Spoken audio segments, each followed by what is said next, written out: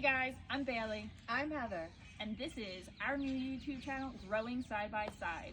We're going to be tackling gardening, plants, food, and so much more. So follow along for us figuring this out along the way. Hey guys, today we're in my backyard. We built these two beautiful raised garden beds. Keep watching to see how we built them and who helped us. Thanks. Hey folks, Bailey here. I'm going to be narrating what we're doing, how we're doing it, and so much more.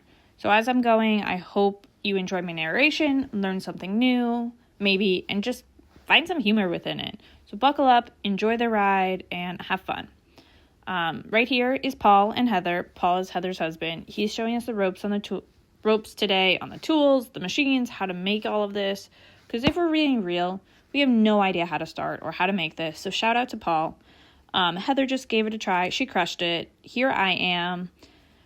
We are currently measuring 2x4s to be about, I think, 16.5 inches, and they're going to be the corners of the beds. So we're measuring it, making sure they're all equal, using the machine, droop, droop, and cutting them up. The next thing we're doing, we are screwing the two corner pieces, the two 16.5 2x4s together with a screw to make them look like that little corner thing, as you can see. These are going to really help build all the structure and really the integrity of the entire bed. Let's see how Heather's doing with all of this. That's kind of fun. She seems to be having a good time. She's crushing it. She's on a roll. As you can see, she's moving like double speed right now. That's how good she is. So props out for Paul for being a great teacher, and shout out to Heather for being a great learner. So here I am, giving it a try, putting those screws in, zoom, zoom, zoom. A little challenging, needed a little help, a little force, but eventually got it. So watch me work. Look at that. I did that. Baddie alert. Anyway, after all this, we had to start assembling. This is all our cedar. And we were using 3 cedar planks for a side, and it was going to go in between the 2 corners that we just made.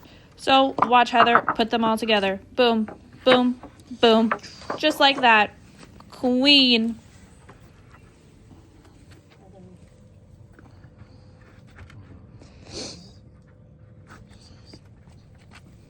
Well, this is a little more. We'll make it fit. So we think only 2, correct? You have it tight. Well, I can make it tight. Next step, we gotta screw those cedar planks into our corner pieces. So we're using 2 screws per cedar plank. So 2, 2, 2, which is 6 on a side if you're good at math. And we're doing one side, then we're gonna be able to do it on the other side, exact same thing. We're holding them together to make sure there's no holes, no cracks in between the cedar planks, to make sure it is beautiful, just like all of you.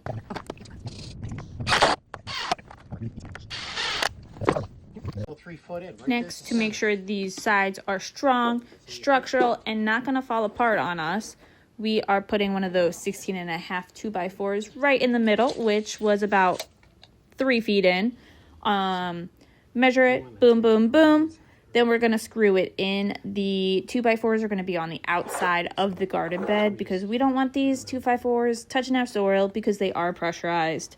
We don't want any of that shit leaching into our soil. Nuh-uh, we ain't eating that stuff today. So we're going to flip it over. We're going to put it up.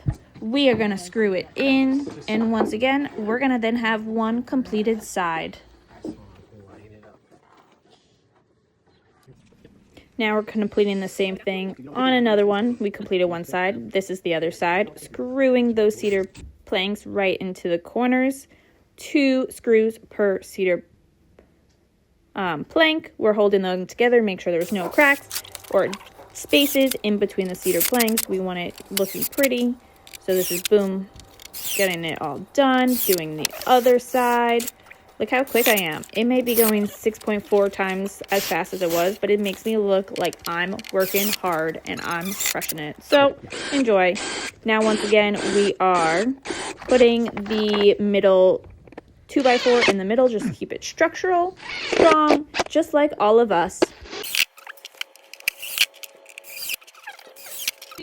So here we didn't get it fully recorded. Oops. But we cut the cedar planks in half to make the other ends. So those are about 3 feet long. They are going to be the ends. A lot of this didn't get recorded because I fucked up with the camera. So I apologize, but yeah, sorry. Anyway, here we are cutting them. We're adding a 2x4 on top to make it like a ledge. So here we got Paul trying to get the angles right, 45-degree angle, so they all match up perfectly. He's doing the math. 45-degree angles, they're complicated, honestly, and they take a lot of thought process. But Paul did a great job. He really understood angles, so props to him. So we got one, then we are getting a second one to make sure the second side matches perfectly. So we are matching up the end of the 45-degree angle perfectly with the 2x4s underneath it.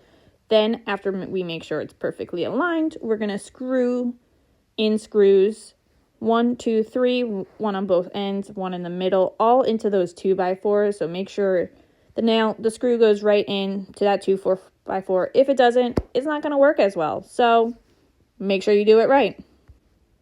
After you screw in one side, repeat the same thing on the other side. Make sure all the corners match up perfectly with the 2x4 underneath it. Then boom, boom, boom, screw your screws in. Unfortunately, our camera didn't fully catch it, but that's what we did. It's the same thing on the other side. So yeah, now we are measuring to try to do the other ends to match up the angles. We walk out a frame. We don't record us cutting the angles, but we cut them. We make sure it fits. Then we see if it matches on the other side and see if we could just use the one as a template for the second one. And for this one, we are able to. So we put it in. So it wasn't perfectly lined up. So Paul went inside to get a shim. The shim goes under. A shim is just like a really thin piece of wood to hold it up, prop it up, make it even. Then we put a screw into the two top pieces to kind of hold it all together. Repeat the same thing on the other corner. Then we are going to do the same exact thing on the other side with the piece we made. So put the shim in, put it on, screw it in, take the shim out, and you pretty much have a whole garden bed that's 6 by 3 feet. And it's really freaking gorgeous. So let's see how it turns out.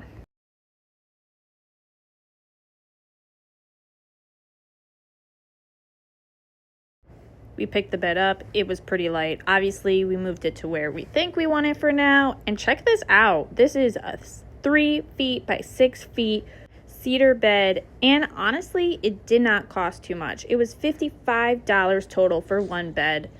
And we ended up making 2 beds. And so that was a little over $100 for 2 beds. And just like that, all done.